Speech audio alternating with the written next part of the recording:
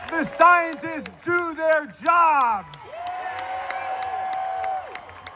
They might even find a cure for that baffling worm in brain disease.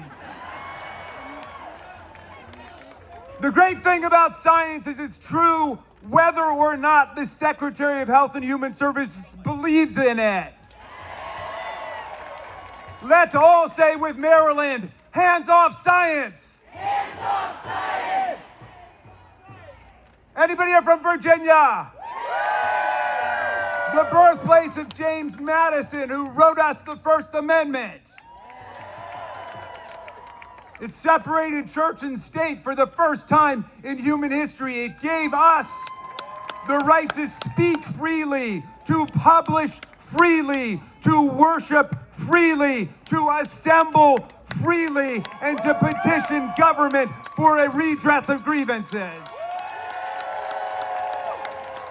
As Dr. King said, we've got the right to protest for what is right without being arrested, deported, or fired. We got the right to read the books we want, including 1984 and The Handmaid's Tale, even if they now belong in the nonfiction section.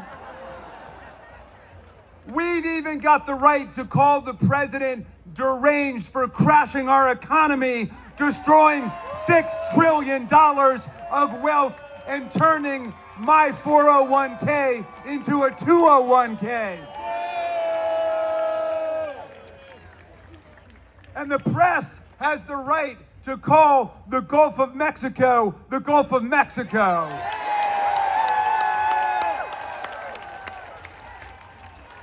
Madison's Constitution gave us the two most beautiful words in the English language: due process. Let's stand with Madison and Virginia and the people and Thomas Jefferson and all the people of the Commonwealth of Virginia, and let's say, hands off the Bill of Rights. Hands off the Bill of Rights. Hello to the 713,000 tax-paying, patriotic citizens of Washington, D.C. Your officers, like Michael Fanone, joined the Capitol Police on January 6, 2021, to defend Congress against the worst insurrectionary and mob violence of American history brought down on the Capitol, which wounded, hospitalized, and injured more than 140 of our police officers. These were mobsters who turned the flag of America into a weapon of war against our police. And now Donald Trump says he wants to set up a fund to compensate them. Mr. Trump, if there's going to be a fund to compensate people for January 6th, we're going to compensate the police officers and their families.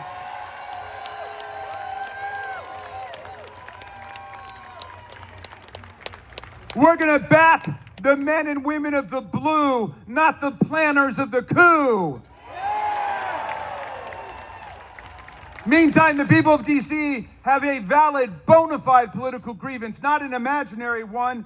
They've not stormed the Capitol or tried to overturn an election or hang the vice president.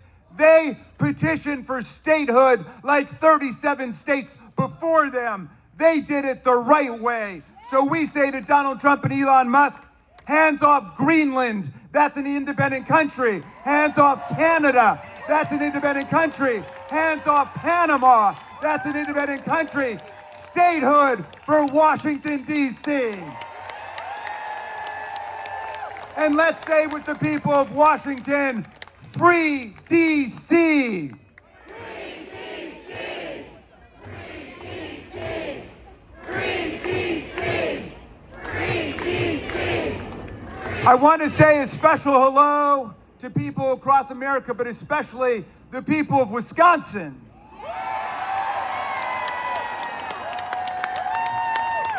They showed America that organized people who want nothing but freedom can defeat organized billionaires who want nothing but power.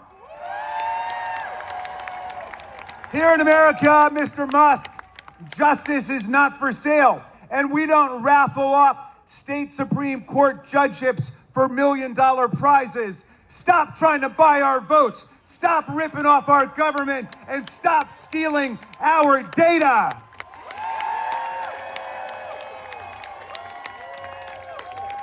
My friends, we're in the fight of our lives, but I want to tell you this.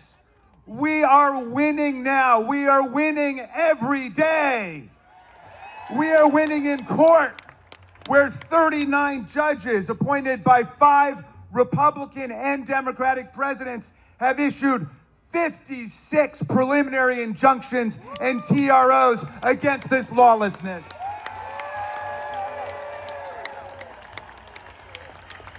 That's why my MAGA colleagues now want to impeach the judges like Judge Boasberg, the chief judge of the D.C. District Court. Yesterday, he ordered the return of Kilmer Garcia, a legal resident of the United States, married to a U.S. citizen. They sent him to a dictator's prison in El Salvador. The administration was forced to admit that his deportation was without due process and was, quote, an administrative error. But get this, then Trump said, well, c'est la vie. Mr. Garcia would have to stay in that torture facility because the U.S. no longer had custody over him. But Judge Boasberg told him that if you've got the means to unlawfully deport someone, you find the means to bring them back. So,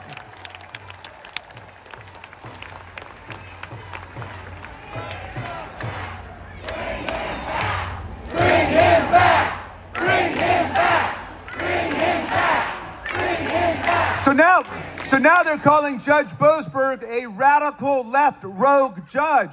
The problem is he was appointed to the bench first by President Bush. He was Justice Kavanaugh's roommate at Yale. He's known as a pillar of the legal establishment.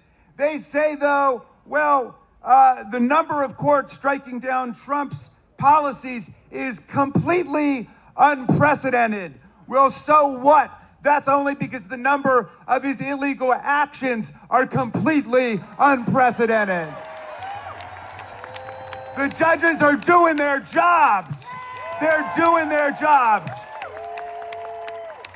Let's tell MAGA what democratic movements all over the world tell the dictators of the world. Hands off the courts. Hands off the courts. Hands off the courts. Hands off the courts. Hands off the courts. Hands off But you know, the courts. Trump's even trying to ban law firms and lawyers who represent Democrats from federal buildings and federal employment and to revoke their security clearances. Wait, he's shaking down law firms for hundreds of millions of dollars in pro bono work for his pro-Malum causes. Some firms have buckled under these threats, but hundreds of firms led by Wilmer Hale and Jenner and Block and thousands of lawyers led by Rachel Cohen are standing strong for the rule of law.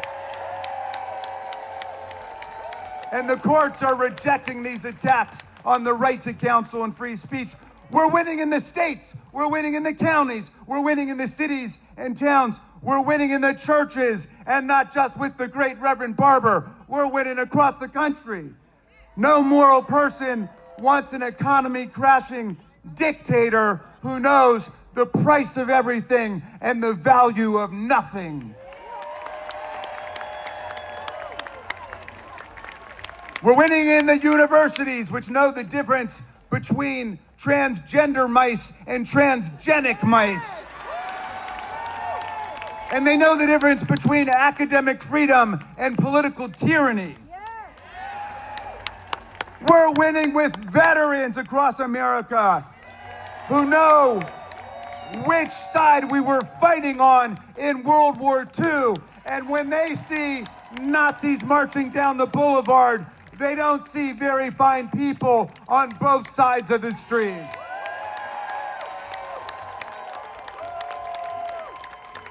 We're winning with people in the armed services who know that Donald Trump is turning our best friends in the world, like Germany and the UK and France and Canada and Mexico, into enemies by the way he's treating them. And he's turning the enemies of American democracy, like Vladimir Putin and Viktor Orban and Xi and Erdogan, into their bosom buddies. We're starting to win with the business community, which knows there's no prosperity with stupid trade wars against the whole world. There's no prosperity with stock market collapse and mass unemployment. There's no future with presidents who have the politics of Mussolini and the economics of Herbert Hoover.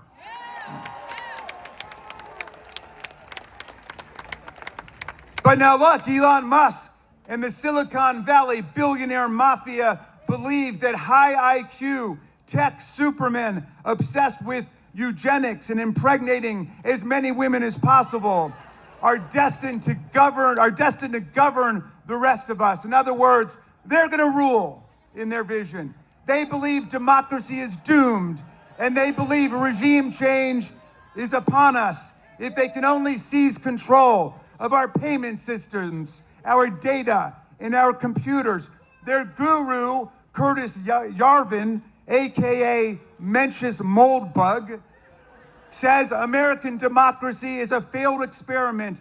He praises slavery and its positive effects for the African American community.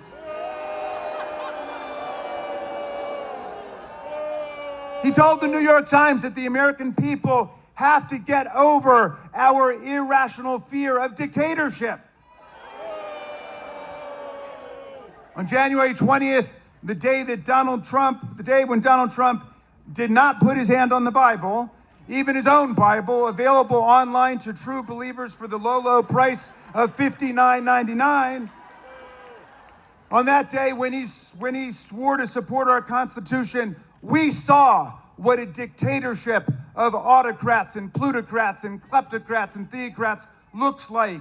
It's a twice impeached, multiply bankrupted, very stable genius standing in front of oligarchs, Elon Musk, Mark Zuckerberg, and Jeff Bezos, standing in front a cabinet of billionaires and Putin followers who make war plans over the public signal app, even while they're literally sitting in the Kremlin. But I want to tell you something. Moldberg and Vance and Musk, they may have access to artificial intelligence, but they've got no access to human intelligence.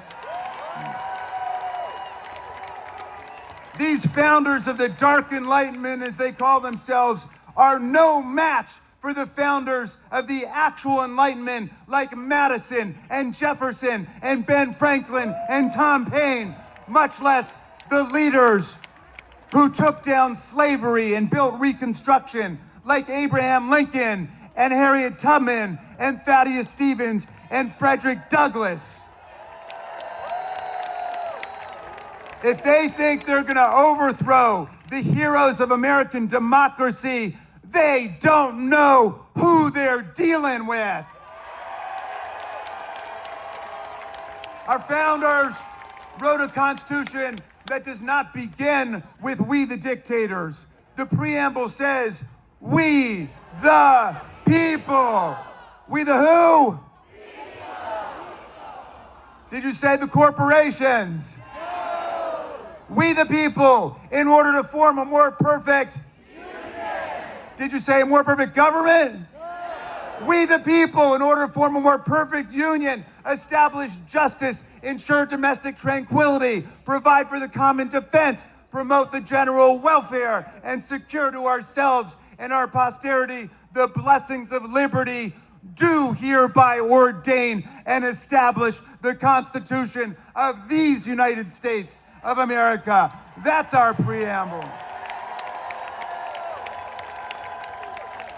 And then the very next sentence is, all legislative power is vested in the Congress of the United States of America.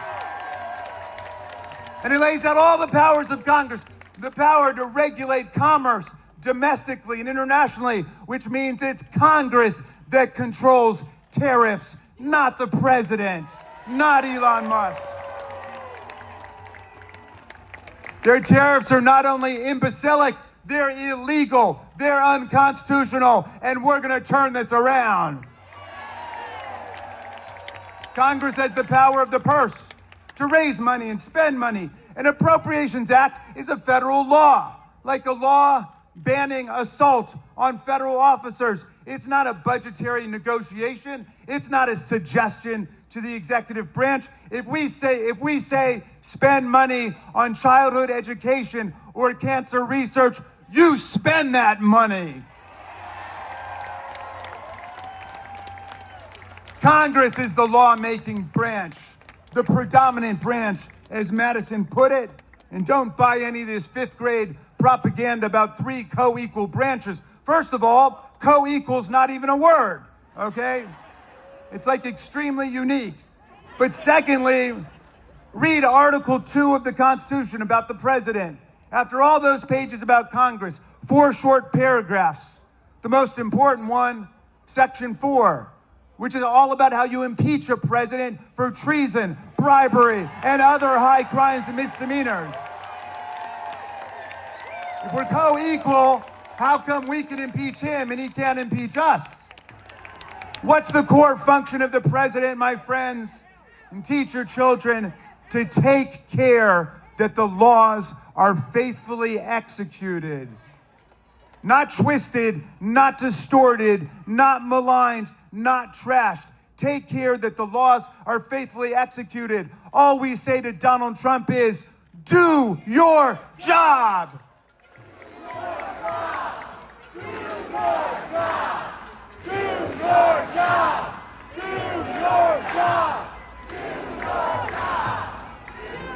And when he doesn't, that's what Article 3 is all about. All about. Marbury versus Madison says it's emphatically the province and the duty of the judicial department to say what the law is. That's what judicial review is. But that's a short-term solution, my friends. The real backstop to this authoritarianism is, it has always been, and it always will be, the people. Even with all their gerrymandering and all their voter suppression, even with all their billions in dark money, the people will organize to defeat them and take back the Congress next year. We'll be heard in the town halls, in the union halls, in the church halls, in the state capitals and in the capital city, online and inline, at the post office, which we're going to save, at social events, and at the Social Security offices that they're trying to close down. And if anybody was slow to wake up to this authoritarian takeover, nobody's sleeping now, and nothing is going to stop the forces of democracy and freedom in America. No oligarch, no proligarch, no autocrat, no theocrat, no kleptocrat, no monarch from Moscow or Mar-a-Lago is going to turn us around. Fascism will not be the end of human history. Human history will be the end of fascism.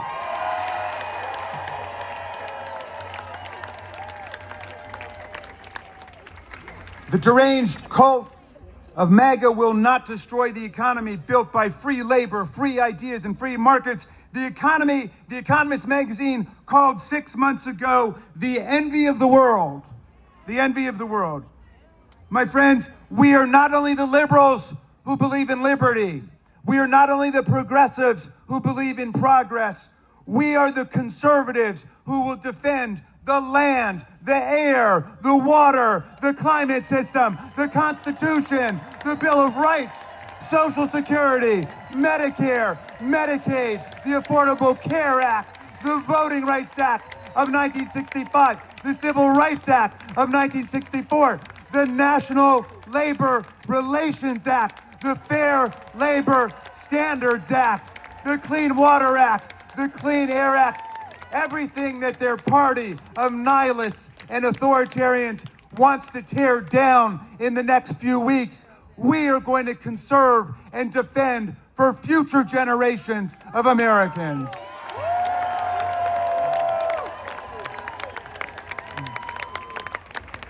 We invite all Americans to join us, to join the party of democracy and freedom and solidarity. An injury to one is an injury to all. A victory for any one of us is a victory for all. And I leave you with the words of two great democracy patriots. Hold them close to your heart. One, the great Frederick Douglass, born a half an hour away at the Wye River Plantation into slavery. He escaped from slavery to become our great freedom fighter during the Civil War and Reconstruction. And Douglass said, if there's no struggle, there's no progress. And the struggle may be physical, it may be moral and physical, but there must be struggle. Power concedes nothing without a demand. It never has, and it never will. A message to you from Frederick Douglass and the people of Maryland. And my friends, I leave you finally with the words of the great Tom Paine, who my son Tommy was named after. And Tom Paine got here in 1774, 2 years before the Revolution. He fell in love with the promise of our land. He said, if these people live up to their promise and their ideals, the land will become an asylum to humanity, he said. Not an insane asylum, mind you. A place of refuge for people seeking freedom from political and religious discrimination from all over the world. And he wrote the pamphlet that ignited our revolution, Common Sense, by which he meant the sense we all have in common when we're willing to reason together without myth and dogma and what we would call propaganda and disinformation. But you know, 1776 was a tough year, and the country was split. There were some people running around saying, you can't beat the kings and the queens. You can't beat the autocrats and the monarchs. You can't separate church and state. For all of history, people have lived under thugs and dictators and kleptocrats like Vladimir Putin and Donald Trump. But half of the people said, no, let's try something different. Let's pledge to ourselves our sacred honor, our fortunes, our lives, to build something different. And so Paine wanted to write a pamphlet to give people hope during the darkest hours. And he wrote this beautiful pamphlet called The American Crisis. I just want to quote a little passage to you. I'm going to update the language so it doesn't offend modern sensibilities. And Nancy Pelosi told me I had to do that. And she said it wouldn't offend Tom Paine because he was a feminist, and that he was. He was fighting for women's voting rights in the 18th century. But Paine said, these are the times that try men and women's souls. The summer soldier and the sunshine patriot will shrink at this moment from the service of their cause and their country. But everyone that stands with us now will win the love and the favor and affection of every man and every woman for all time. Tyranny, like hell, is not easily conquered, but we have this saving consolation. The more difficult the struggle, the more glorious in the end will be our victory. Let's make that victory ours. Thank you, Indivisible. Thank you, America.